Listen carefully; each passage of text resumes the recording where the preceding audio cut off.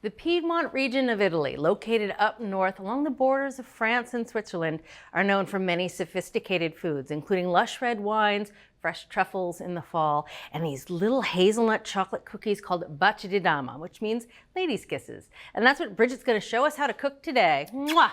Yeah, I'm not going to show you how to kiss, but these little cookies are absolutely delightful. They're a little crumbly, a little fragile, hazelnut and chocolate. And these are tiny cookies, so we're going to make a lot of them. We need to streamline the process. Okay, so first thing, we're using a food processor. We're starting off with hazelnuts. Now these have been toasted and skinned. There's a little bit of skin still on there. That's actually good. They're a little bit dry, those skins, and they're going to help to keep the dough from being a little too fragile. Oh, cool. So these have cooled off, and I can process them. These are 3/4 cup of hazelnuts. Now we're not going to process these on their own. So I've got some flour. This is all-purpose flour, 2/3 cup. That's 3.5 ounces. It's always a good idea to weigh your dry ingredients. So we have here some sugar. This is the 1/3 cup of sugar, or 2 1/3 ounces. Just granulated sugar. We're letting that hazelnut flavor shine. And a wee bit of salt. We've got 1/8 teaspoon of table salt. I'm going to process this for about 20 to 25 seconds. And what I'm looking for is the nuts to be really finely ground. We don't want any large pieces in there because that's where the cookies could literally start to crumble. All right, let's give this a look-see in here. All right, I just wanted to give you an idea of how finely ground that is. If we kept the nuts in larger pieces, it'd be way too fragile. So now, butter. This is 6 tablespoons of unsalted butter here, cut into 1/2-inch cubes. And this is very cold because this is going to help us cut in the butter into the flour mixture. More like a pastry than a cookie dough. Exactly, kind of like a shortbread. And now I'm going to pulse it in. So between 20 to 25 pulses until it's starting to come together.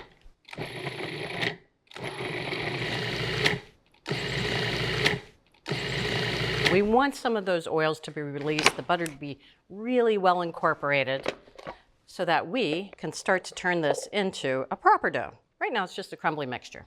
And I'm just going to bring this together. Just knead it until it forms kind of a cohesive mass, really ensuring that any streaks of flour are incorporated.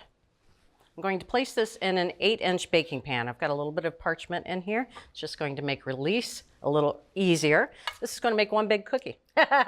Now we're using this pan as kind of a mold so that we can get really even portions later on when we go to make our 32 little Baci di Dama. Gotcha. And to make 32 Baci di Dama, which has 2 halves, you've got to make 64 cookies. Oh, that's a lot of cookies. That's a lot of cookies. So I'm just taking my fingertips and pressing this out. Get these edges pretty well pressed here. That looks perfect. Nicely done. Now we do want the dough to firm up. So I'm going to go pop this in the freezer. Okie doke. All right, this is really firm, 10 minutes in the freezer. Oh, yeah. Yeah. Now we need to get it out of the pan, and it might take a little gentle coaxing. Just want to take a paring knife and run it around the edges of the pan, or you can use a bench scraper. All right, let's see if it comes out. If not, I'll just go back in there with a knife. There we go. And now, because we don't want to eat paper, so let's get rid of the parchment here. You see, this is totally flat, right? Nice. It's going to be easy to portion things out. So we need to cut this into 64 little pieces. That's 8 by 8. That's 8 by 8, exactly. Before I cut through, I like to score it. So that would be 2, and then half of each half, and then each quarter in half again to make 8s. Now I haven't committed at this point, so I can always go back in and score again if I think that the lines aren't great. Well, that's looking pretty good. Looks good to me. All right, so I'm going to go ahead and make these cuts right through.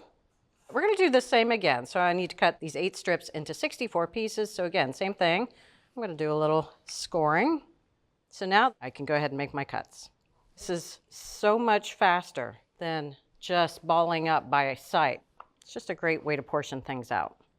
Ba-ba! Well done. So now we are going to roll these into little balls. Okay. And I'm going to need your help. So we're going to start off with 32 little balls on each sheet pan. Okay. That's great. You just take a little bit of the dough, warm it up in your hands if you need to, and then roll them into little balls. All right, let's get cracking and roll out the rest of the 32 onto the sheet. Again, they're not going to spread, but we do want to give them a little space so that they can bake evenly. So before we roll out the rest of these, we're going to bake these one sheet at a time. They're going to go into 325-degree oven. We're not looking for a lot of browning here. We want them to stay kind of blonde, just maybe a little toasty, but they should look set. Only going to take about 20 minutes, and I want to rotate the sheet pan halfway through baking. Okay. Look at our sweet little kisses here. Aren't they great? So these are all cooled, still on the pan. You want to let them cool completely. Usually takes at least 30 minutes. And now we need to take the little halves and turn them into a sweet little sandwich. So we're going to need something to put in between those two cookies. How about chocolate?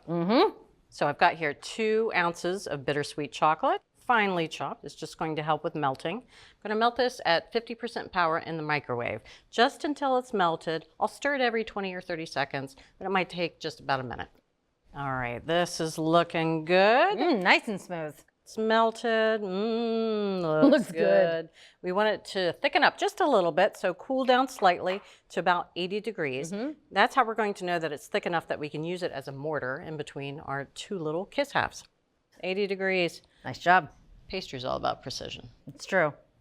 All right, so let's move this up here. We're going to flip over every other row. And you can do it any way you want. You could do 2 rows in a row, but I kind of like the fact that there's sandwiches are right next to each other. I see. All right. Precision. Exactly. Now, we want to use a precise amount for our filling. We've got a 1/4 teaspoon here. So a 1/4 teaspoon on each cookie, just to make sure it's not overfilled. All right, just right in the center. And it's slightly thickened, but still going to be able to pour it onto that cookie, scrape it right into the center. Oh, nice. It's not going to go anywhere. Right, it's not going to run out the sides. And I like to start away from me and work towards me, especially when I'm working with chocolate. Now, these are great little cookies, of course, to eat on your own, but they're so beautiful. They make great gifts. So I like to spend a little bit of time doing this. This is one of those things, if your chocolate starts to set up a little bit or thicken, you can just pop it back in the microwave for 10 seconds on 50% power and stir it again until it's slightly looser. All right, let's get this last one on this sheet here. And we can go ahead and work with these. I'm going to need your help. All right. So I just need you to take one of the halves and squish it together just a little bit, not too much, to make our little sandwiches. That is a very satisfying. You should just see a little bit of the chocolate starting to peek towards the edge, just like that. All right, so just going to top this one here, and then we're going to do the same thing on this second sheet, every other row. Chocolate assembly, and then you want to let them set up for at least 15 minutes before we eat. Okay. But we are close. We have an adorable boat here of ladies' kisses. Our Baci di Dama are all cooled, assembled, and ready for you to eat. And it's lovely with a cup of coffee. Oh, I can't wait. It's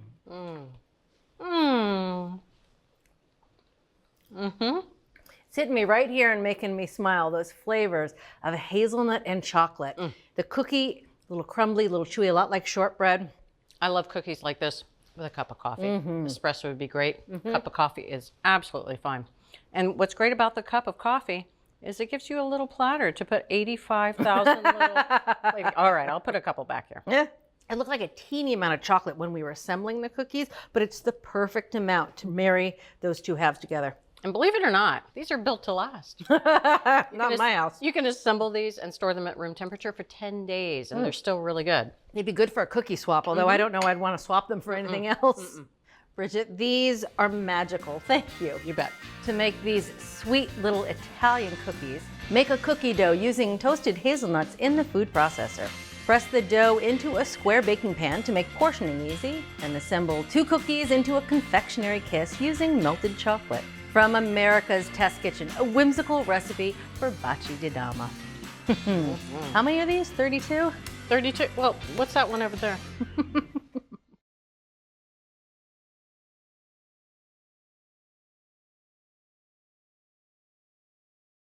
Thanks for watching America's Test Kitchen. What'd you think? Well, leave a comment and let us know which recipes you're excited to make, or you can just say hello. You can find links to today's recipes and reviews in the video description. And don't forget to subscribe to our channel. See you later. I'll see you later.